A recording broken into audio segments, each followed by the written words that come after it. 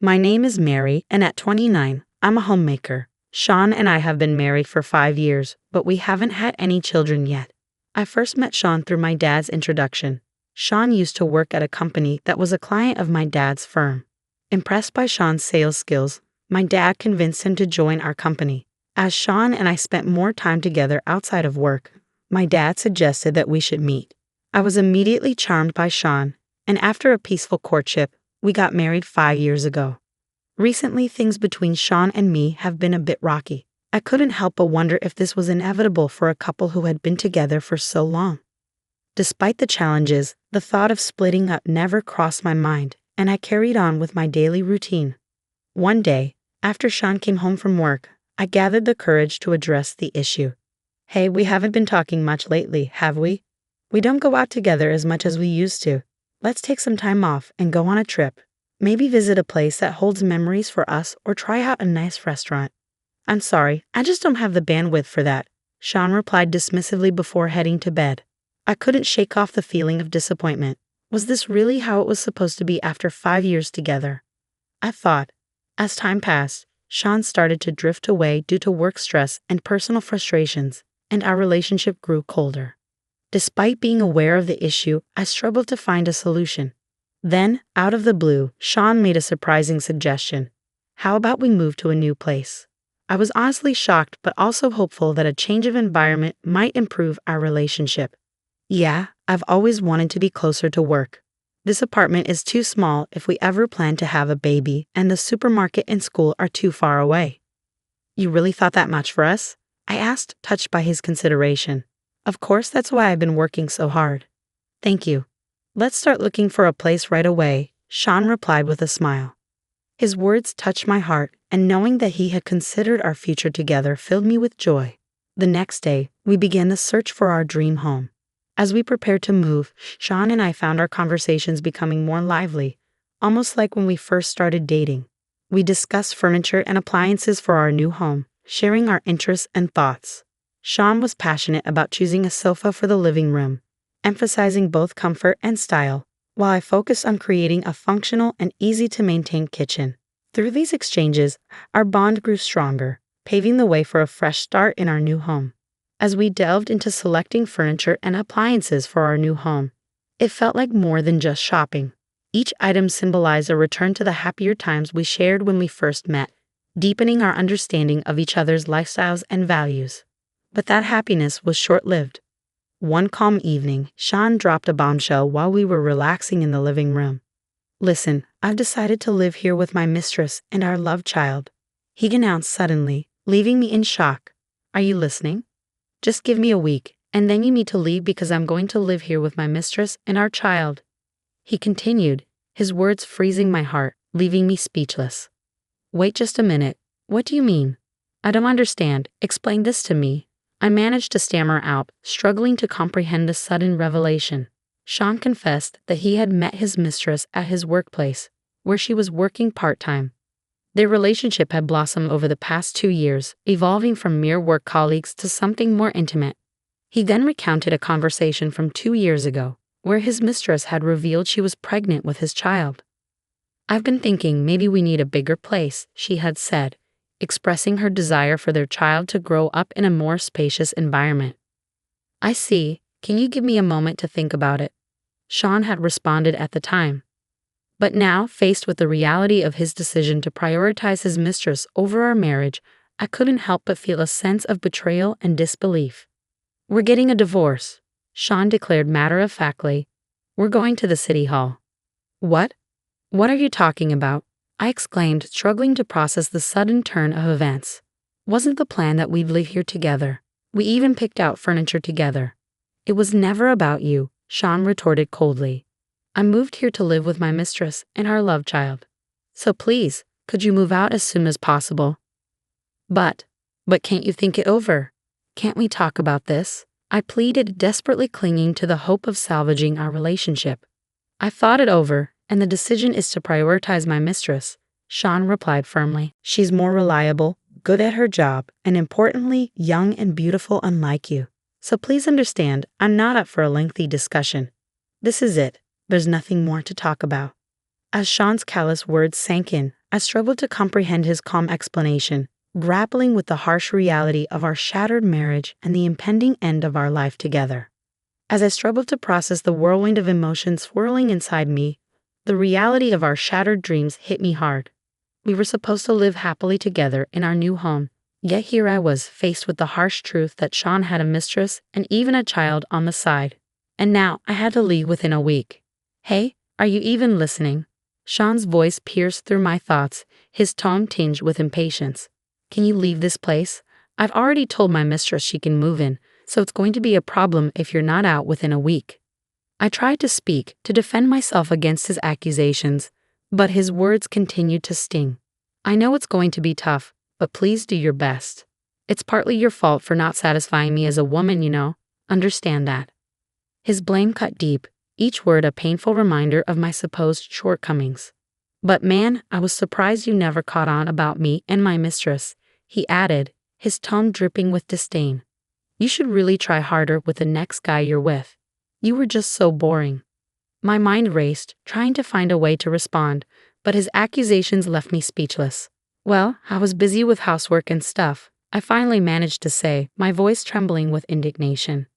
That's just an excuse, Sean retorted, his frustration palpable. You being boring put stress on me, affecting my work. A woman needs to satisfy her man, or it impacts his job. Success at work depends on happiness at home. Remember that. His words felt like a punch to the gut, each one a painful reminder of my perceived failure as a wife.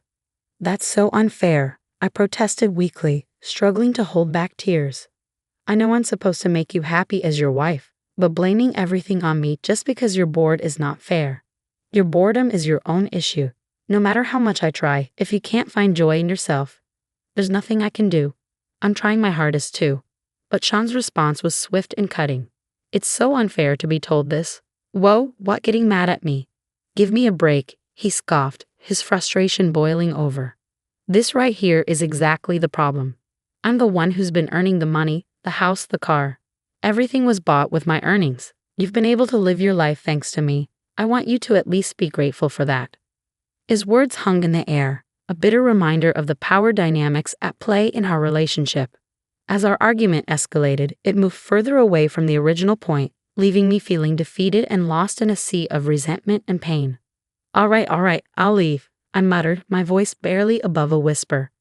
Good, you're a reasonable woman, Sean replied, seemingly unfazed. Overwhelmed by despair and betrayal, I managed to drag myself away from the scene of this nightmare, feeling like my heart was being crushed under the weight of it all.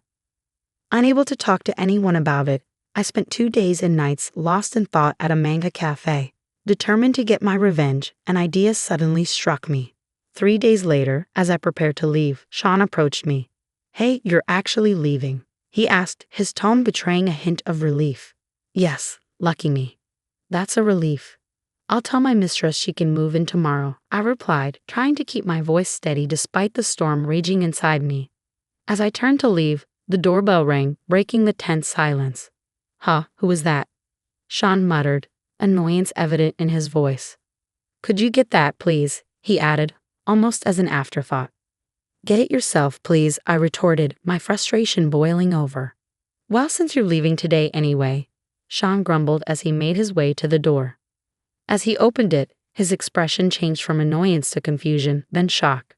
There, standing before him, was an elderly man beside a luxury foreign car. Oh, what do you want? Sean asked, his voice betraying his bewilderment. Are you Mary's husband? The old man inquired, his tone stern but dignified. Yeah, well, that's me. But who are you? Sean replied, confusion evident in his voice. Here, take this, the old man said, thrusting a set of papers towards Sean. What is this? Sean asked, his confusion growing by the second. A divorce paper and a resignation letter. Sign it right now, the old man commanded, his gaze steely. Huh? Wait, who are you? What's this all about? Sean stammered, his mind racing to make sense of the situation. Don't you understand why you need to write a resignation letter? The old man's voice was stern, leaving no room for argument. Wait, Grandpa, thank you for coming today, I interjected, rushing to Sean's side. Grandpa? Sean exclaimed, his eyes widening in disbelief. Oh, let me introduce him. This is my grandfather, Ken Black, I explained, trying to maintain my composure. Ken Black? As in? Sean trailed off, realization dawning on him. Yes, the chairman of your company, I confirmed, feeling a sense of satisfaction at Sean's dawning comprehension. Wait, please. You're saying my company's chairman is Mary's grandpa? Sean's voice wavered, disbelief evident in his tone. That's what I'm saying. But I guess you wouldn't know, since we have different last names, I explained, feeling a sense of vindication. My husband had been unaware of my grandfather's existence, only my father, who had introduced him to the company. And I knew about this. Do you understand what you've done to my dearest granddaughter? My grandfather's voice boomed, his disappointment palpable. No, it's not like that. Not like that, Sean protested weakly, his voice faltering under my grandfather's stern gaze. I've heard everything from Mary, my grandfather continued, his tone unwavering. Funny Grandpa, I mean Mr. Chairman, I interjected, trying to lighten the tension. Sean held the pen over the 2 documents he had been forcibly handed by my grandfather, his hand trembling with uncertainty. Once you're finished writing, we're going to part ways, my grandfather declared firmly. Wait, Mary, there's more I need to say, Sean pleaded, desperation evident in his voice. I thought you wanted me to leave quickly, didn't you? I stood beside my husband as he wrote his resignation letter, never meeting his eyes and maintaining a cold demeanor towards him. He paused in his writing, letting out a deep sigh. His heart was filled with conflict, but he was also acutely aware of the depth of his wrongdoings. I had to struggle not to burst out laughing, I thought to myself, feeling a mixture of amusement and disgust. Sorry, I couldn't help it, Mary. I'm truly, truly sorry. Please, think it over. I take back what I said before. I don't love my mistress. It's you I love. You feel the same, right? You still love me, don't you? Sean pleaded desperately, his words tinged with desperation. Gross. There's no way I could ever love you, I retorted coldly. It's over. The fact that you even had an affair, and then a child on top of that, unforgivable. There's no way I could ever love someone like that. Not in a million years. So what if I call my mistress right now and break it off with her? Would you stay with me then? Sean asked, a glimmer of hope in his eyes. No. You don't have to break up with her. I don't plan on being with you anyway, I replied firmly. I can't understand how you thought you could do something this terrible and still be loved. How did you even get to that point in your thinking? After a moment of silence, Sean's demeanor suddenly changed. What if I take the initiative? You'll be the one to take the fall. Don't play with me, woman. Who would like a pompous woman like you? He spat, his tone turning venomous. I thought she was cute at first, but as we lived together, she nagged. Her cooking was mediocre. Her stories were boring. You should be thankful that you've lived with someone like me for 5 years. You should get out of this house right now. My mistress is many times better than you. Just a moment ago, he was begging not to break up, and now he was throwing a tantrum because I refused to agree to his demands. He probably thought I'd be scared and back down, but with my grandfather by my side and my confidence in my own abilities, I knew I could stand my ground. I've trained in martial arts, and my grandfather always instilled in me the importance of never letting anyone underestimate me because I'm a woman. Be strong, he'd say, always be able to protect yourself. You're seriously messed up. Your emotions flip too quickly, don't they? It's amazing you even managed to find a mistress, I retorted, my anger simmering beneath the surface. Oh right, you're good at lying. I got fooled by that too. I continued, my voice dripping with scorn. And I've done some digging. You've been pretending to be single to your mistress, huh? How? How do you know that? Sean stammered, disbelief evident in his voice. Idiot. Like I said earlier, my grandpa is the chairman of your company. I asked Grandpa to look into Mia, your mistress, I explained, feeling a sense of satisfaction. Well done, my granddaughter. You don't back down, my grandfather praised, his tone filled with pride. When we looked into it, all sorts of things came up. Despite being with Mary, you were getting cozy with Miss Sue at our company, and there were issues with married women. I was so embarrassed when I found out an employee of my company was doing this. I wondered why I hadn't fired him sooner, my grandfather continued, his disappointment evident. It's actually funny to think I was married to such a husband. I'm ashamed. What happens next depends on the mistress's move. Actually, she's going to be here soon. I already called her using your phone when you were in the bathroom, I announced, a sense of anticipation building inside me. Just then, the doorbell rang again. With excitement, I opened the front door to reveal my husband's mistress and their child, both stunned to see me. "Oh, wrong place," the mistress muttered, starting to turn away. "Not wrong, not wrong. Nice to meet you," I intervened, stopping her from leaving. "Hello, is this Scene's house, right? We've been waiting. Come in, come in." "Grandpa, can you take care of this kid in the other room? Do you mind if I speak to you?" I asked, turning to my grandfather. "Oh, really? Okay then," my grandfather replied, ushering the child away. "We were married, Mia. The mistress. Did you know that?" I questioned, my tone firm. "Oh, well, yes. Now that it's out, can't you just speak plainly?" Mia responded, a hint of defensiveness in her voice. I'm sorry, but I mean it's not like it's my fault," Mia continued, her words grating on my nerves. "Can you stop that annoying way of speaking? Just listening to it is irritating," I snapped, unable to contain my frustration. "I'm sorry, you two were in an affair, right? I don't know who seduced whom, but you were both in that relationship. I think you both share the blame," I interjected, addressing both Sean and the mistress. "I'm sorry, who are you?" The mistress looked puzzled, glancing at my grandfather. "Oh, I didn't mention it, or you didn't know either. He's the chairman of the company you work for, my grandpa," I explained, gesturing towards my grandfather. "What? What does that mean, Scene? Did you know?" Sean's expression mirrored his confusion. "How would I know? I just found out too. It's a bit embarrassing not to be recognized, but it gives me a certain shyness," my grandfather replied sheepishly. "And you two being in an affair before the divorce was something I knew about. We've got evidence. Grandpa, could you show them?" I requested. "Got it," my grandfather responded, pulling out photos from an envelope. "Wow, what's this? Pictures of you entering and leaving a hotel? It's clear from these that you're more than just colleagues. It's going to be a problem for a married person to have these exposed," I remarked loudly and sarcastically. "What's this? Voyeurism? That's a crime." "What? Stop it. There's a child next door." "Shut up, Scene. Just be quiet. Hey, you're married and you make a child with another woman. Are you okay with such a despicable man?" My anger bubbled over, directed at Sean. "Let me teach you something, young lady. It's not just because you're attractive.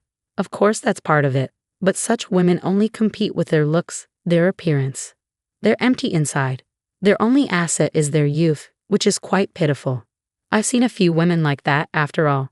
Young women are a dime a dozen in this world. Losing their only asset and ending up with nothing is truly pitiful." My grandfather's voice was stern, his words cutting through the tension. "I'm sorry, Mia. It must be a hassle, but don't worry. We'll quickly cut ties with these people, and then you can live here with us," I offered, trying to extend an olive branch to the mistress. "Yes, sorry to interrupt your little moment, but do you think you can live here, Scene? What do you mean? Which is it? What are you talking about?" I turned to Sean, confusion evident in my voice. "Don't you know? You had me sign the contract 5 years ago. Back then, you've had no savings, right? It was strange, but now I get it. You were spending all your money on Mia. This place has a good location, it's new, and it has a beautiful view," I explained, my tone heavy with disappointment. "I signed the contract for this house, so I'm not planning to give it up, Sean. If we can't live here, where will we go? My place is a 1-room and too small. I've already told the landlord we're not renewing. What about Sean Jr.? Oh dear, looks like both of you are going to be homeless. That's terrible. I'm not that kind, so please leave within a week." "That's a bit of a problem for us," Sean replied weakly. "Oh really?" I retorted, my frustration growing. Saying that to others, maybe now you're starting to understand a little bit of how I felt back then. "Hey, what about us? What's going to happen?" "Of course we'll continue, or not. It doesn't matter," Sean shrugged indifferently. "But Mia, are you really okay with this guy? A big liar who's about to lose both his job and place to live." I turned to the mistress, my voice tinged with disbelief. "What do you mean, lose his job?" Sean interjected hastily. "Hey, don't say any more," Mia urged, a hint of panic in her voice. "It doesn't matter to me, so I'll say it. It's going to come out eventually anyway. As I said before, the chairman of his company is my grandpa, and my dad introduced him to his current job. So he's been able to work there thanks to my grandpa and dad. Since he's treated me this way and we're breaking up, I have no obligation to him anymore. I'm thinking of getting him fired. That's why he'll be jobless. And of course, since you work in the same place, it's possible for you to be fired too. Get it? Both of you will be jobless. Don't drag her into this. She's also at fault. Normally, if you hear someone's in a relationship, you back off. How dreamy can you get? It's ultimately your fault. You need to take responsibility, Sean protested, desperation evident in his voice. Please, it's tough to be fired from the company. Now there's Sean Jr. and the house and our savings. Please just wait. Give me another 3 months, Sean pleaded, his voice trembling with emotion. It's impossible all of a sudden. At least until we can secure a place to live, I added, trying to reason with him. It's too late. I can't just leave my granddaughter like this. Go and rely on your own parents. Tell them you've had a child out of wedlock. Hurry up, your baby's crying too, my grandfather urged, his tone firm. Sean picked up the pen again and began to write on the resignation letter. In the solemn atmosphere, Mia also wrote her resignation letter, tears streaming down her face. Exhausted from the emotional turmoil, I let out a deep sigh once Sean and Mia handed their resignation letters to my grandfather.